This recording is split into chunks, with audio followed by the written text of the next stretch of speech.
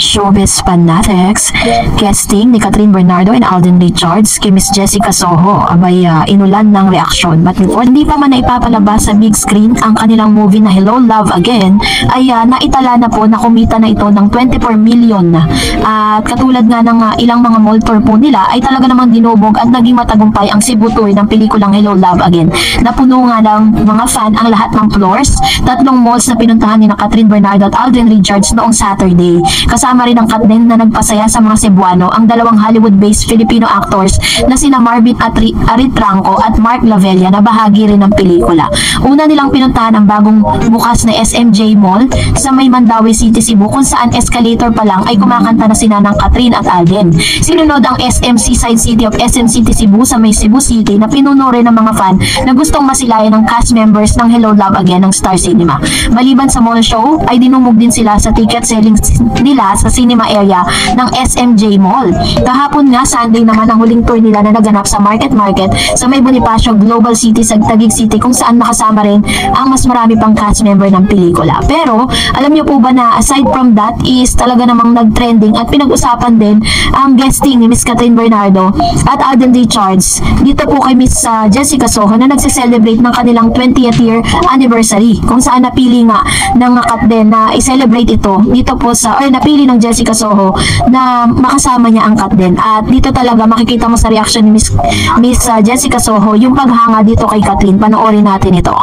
Even the heartaches? No. Talaga? Because I felt like lahat po nang nangyari ngayon and noon, kung hindi yung nangyari, baka ibang Catherine yung humarap sa inyo ngayon. And I feel like anything or everything that happened, lahat yan may reason. I just love my life now, Miss Jessica. So lahat ng failures, lahat ng victories, lahat ng sadness and happiness, kailangan ko yung ma-experience to be this Catherine na. I wouldn't change. Napawaw nga itong si Manay, ito pong si Miss Jessica Soho sa lahat po ng mga statement itong si Miss Catherine Bernardo. Talagang dito niya po napatunayan na kung ano man yung mga nababalitaan niya patungkol kay Catherine is talagang siya po mismo na witness niya. Biruin po ninyo sino po yung taong magpapasalamat dun sa mga pain at sa lahat ng mga pinagdaanan niya, pero still grateful pa rin siya sa kung ano sino si Miss Catherine ngayon. Sinabi ni Miss Catherine na kung maaaring kung hindi niya po naranasan lahat ng mga pain at lahat ng mga dinanas ni Miss Catherine Bernardo ay ibang Catherine nga ang nakaharap sa atin ngayon. And of course, syempre, kung titignan natin at kung i-analyze natin, diba? Kung hindi rin nangyari yung mga bagay na yun, maaaring walang Katden ngayon. Maaaring walang Alden Richards ngayon sa tabi ni Catherine. At possible na si Alden Richards ay hanggang ngayon, naghahanap pa rin po siya ng kanyang tinatawag na Totga, the one that got away.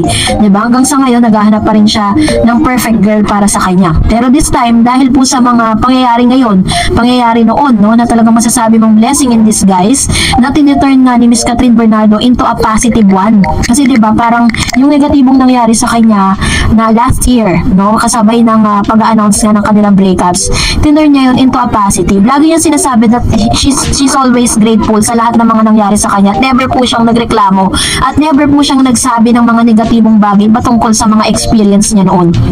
Kasi pagkatapos ng sakit, eto na, natagpuan niya na rin po yung joy na meron po siya ngayon. Kaya talagang perfect talaga yung lahat ng nangyayari sa kanila ngayon. Talagang sasabihin natin na this is really God's will for Miss Catherine. And I know that God really wants the best for Catherine and Alden Richards. Biruin po ninyo, magical kasi yung mga pangyayari na to eh.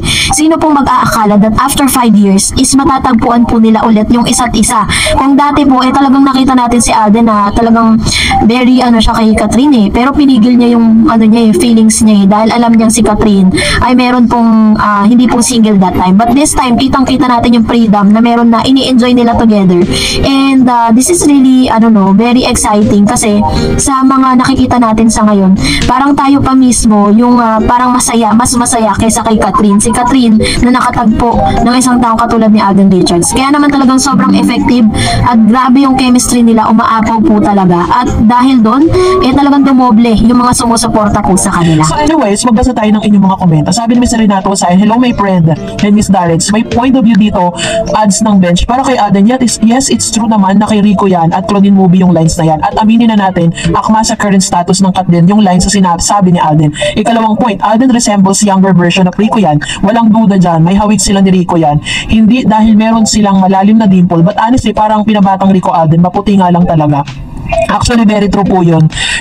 Talagang, hindi naman talaga si Alden Richards nagsalita nun. Pero katulad ng sinabi ko sa last update ko, ang dami-dami namang material na pwedeng gamitin. Pero bakit yun ang ginamit niya? Which means na tama si Serenato, yun po ay current state ng kanilang relationship. Diba? Sabi ni Miss Annabel Garden, hello Miss Darlens, grabe, super busy ang cut din. Sunod-sunod ang schedule, lagari talaga. Then after naman sa Pinas, sa ibang bansa naman, about naman dyan sa video ni Alden sa bench, ang alam ko lang, super cute si Alden dyan sa video na yan. At super pogi. Tama po. Ang cut din na umamin, bayan na lang natin sila kung aamin o hindi, basta alam na natin kung sana sila patungo. Kasi obvious na sinasabi na nila na through their action and gesture, basta ako kampante nakasakat din. Saka di tayo dapat mawala ng gana sa Cut din kung di sila amin. Ang alam ko, di pure Cut din fans yung madaling ma-turn off pag nanega ang balita about Cut din. True. Kung tunay kayong fans ng Cut din, dapat in their high and lows, dapat support pa rin tayo. Very, very true. At kahit ma-partner pa sila sa iba, yan. So, bilang isang Cut din fans, kailangan maging open din po tayo dyan, ano? Kasi magkaiba sila ng network, eh. Katulad ng like ko sinasabi, kailangan ma-inculcate po sa mind natin na may mga possibilities talaga na may pa-partner sila sa iba dahil hindi sila parehas ng network. But it doesn't mean na yung relationship na meron po sa kanila ay mapuputol na. Sabi ni Ma'am Rex lagi, hello Miss Stars, yung mga fans na gusto nilang masunod ang gusto nilang ibang usapan naman yan. Even public figure sila, di natin sila pag-aari. True, love life ang pinag-uusapan, pero para sa akin, klaro po talaga yung mga body language nila. Balikan nyo lang po yung nag-sign ng contract si Miss Catherine. Doon pa lang yung friendship nila malalim na. Okay na yun, enjoy lang tayo sa kanila. God bless po Miss Dar sa ating lahat. Gat din lang, stress-free at sugar-free. Ayan. So I love these comments, ano. So tama naman, 'di ba? Kahit po mga public figures sila, it doesn't mean that you own them, 'di ba? Hindi naman natin sila pag-aari. Meron silang sariling buhay, may sarili silang desisyon. Ang sabi ni Miss Ruchel X Conde, got our ticket here in Boston, Massachusetts, kami ng family ko. Kauna-unang bumili ng ticket. Wow, congratulations Ma'am Shi. Because I know that you will enjoy the movie na kasama mo ang iyong pamilya. Ayan. Maraming salamat sa inyong mainit na pagsuporta sa Cut din, ano. And talagang sobrang may mga countries po talaga na nagpa-black screening at the same time mga bumili na rin sila ng tickets online. Para nga naman talagang masabi na talagang ngayon pa lang nabibilang na po yan kung ilan po talaga yung kinita. And of course, meron pa rin naman yan na papasok na mga sales during November 13, 14 hanggang December po yan. Kaya talagang masasabi natin na blockbuster movie of the year na naman ang Hello Love Again. Ayan. So ngayon pa lang kinocongratulation na natin sila. And sabi ni Mr. Joey Lopez, para-paraan talaga si Alden, meron ba magkaibigang ganyan? Gawain na magjowa yan. Kaya wag na kayo mag-isip ng kung ano-ano. Wala nakuha na ni Tisoy ang puso ni Kat. Very true. Sabi ni Ma'am Shi Lourdes, I hope mahigitan yung Hello Love Goodbye. Kaya lang ang daming bagyo. Excited to watch here in Las Vegas. Hello Love Again. I know na hindi magiging hadlang yan, ano, para po talagang maging blockbuster. Okay nga yun, dumating yung bagyo ngayon para pagdating ng November 13 or November 12 onwards ay wala ng bagyo. We can really watch the movie sa big screen. Sabi ni Miss Anastasia, Ma'am Dar, hindi na sila dapat umamin. Kita naman natin lahat ng kanilang galaw. Love nila ang isa't isa. Aamin din sila sa tamang panahon. Sino magbayan ko si Kat? Sa pool pa nung mag-pull up sila ni Cheater. Hanggang ngayon, Ma'am Dar, wag nang magpahinga ang cellphone ko. Wala nang pahinga. Thank you, Ma'am Dar, and God bless. Ayan. Thank you, Ma'am Shi Anastasia. Ayan. Keep on, supporting Kat din. Alam ko po na talagang darating ang panahon na lahat po ng mga efforts natin, lahat po ng mga support na yan, magpi-paid off sa pag-amin po nila. Sabi ni Miss Vicky Paradina, gabi sila ang best love team. Sabi ni Miss Josie Negere, mas mabuti na magkaibigan muna sila. Enjoy lang muna. If that's they want, go lang. Tama naman, di ba? And remember that the friendship is the best foundation of any relationship. Sabi ni Miss Shelo sa Sobrado, go na tayo, manood tayo lahat sa Hello Love Again. God bless you both, Kat and Alden. Always, Lord God, tulungan mo sila sa Catherine at Alden. More blockbuster. Ang pelikula nila, Hello Love Again. Please, Lord God, Amen. Ayan. So, ganito naman, napadasal naman si Ma'am Shi. And sabi ni Mr. Armando Cardona, ang tagal ko nang nanonood sa Alden at Kat na analyst ko. Tapos na ang paghihirap ng puso nila. Matagal na silang nagmamahalan. Kaya lang, marunong silang magdala ng pagmamahalan nila. Ayaw pa nilang isa publiko. Pero darating ang araw na malalaman nyo rin ang pagmamahalan nilang dalawa. Sasabihin din nila yan sa publiko. Kaya abangan nyo na lang ang pagmamahalan nilang dalawa. Ayan. Ito naman po yung isa sa mga point of view ni Mr. Armando Cardona. Thank you po. And another, sabi ni Ma'am Shi Arlene, sure na sure sila sana po sa simbahan ng hantungan. God bless you both. And Miss Pelba, somewhat. Correct. Kat then fans, relax lang tayo. Depends on both of them to decide of their own lives. Ayan. Thank you, Ma'am Pelba, somewhat sa inyo pong komento. True naman yan. Diba? Chill lang po tayo.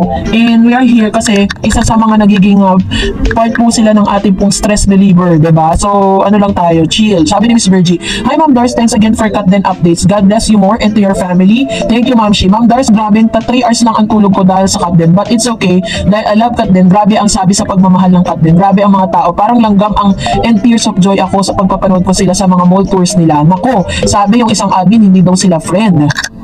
Kundi legit sila, kaya wag daw tayo mag-isip na friends sila, maghintay lang daw tayo, Ma'am Dars. Maraming nagsasabi at sinisisi pa sa pag-cancel ng movie ng Pimpaw.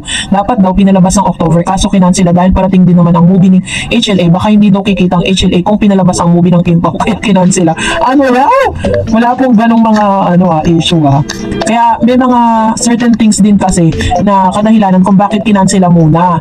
And sabi pa ni Ma'am Shin, ayan, dalawang foreigner na panood ko sa YouTube, grabe din ang paghanga nila kay Miss Katrin Alden. Hindi ko kasi masend dito, send ko sana para maniwala ng ibang screenshot ko yung dalawang foreigner. Grabe yan kalakas ang Katrin natin. Basta ako masaya ako sa Katrin kahit hindi sila aminin, sila na. True. Alam niyo po, ang dami pong mga foreign vloggers na talagang nagbibigay ng kanilang saloobin patungkol sa Hello Love Again teaser and trailer. Grabe po yung kanilang paghanga po kay Katrin at Alden Richards. Lalo-lalo na po sa mga foreigners, sa mga taga-Canada. Ganun po katindi yung kanilang pag-aspire, no? And I hope na ma-witness din po nila yung movie na to and bigyan nila ng time para mapanood nila kung gaano kagaling si Alden at si Katrin. Kasi nagko-curious sila, bakit daw pupunong-puno yung mga tao doon sa lugar kung saan sila nag-taping. So yun po yung isa sa mga naging dahilan doon. And of course, sabi ni Miss Green Crips, I love Katrin pero ramdam ko na friends pa lang sila until today. Pero sabi niyo po, let's trust the process. Hoping and praying ako na soon ma-develop na ang todo si Katrin Alden at ma-fall in love na talaga. Kasi 1 in a billion si Alden, big fish at big blessing pa galing kay Papa God kung siyang magkakatuluyan. Opo, let's trust the process.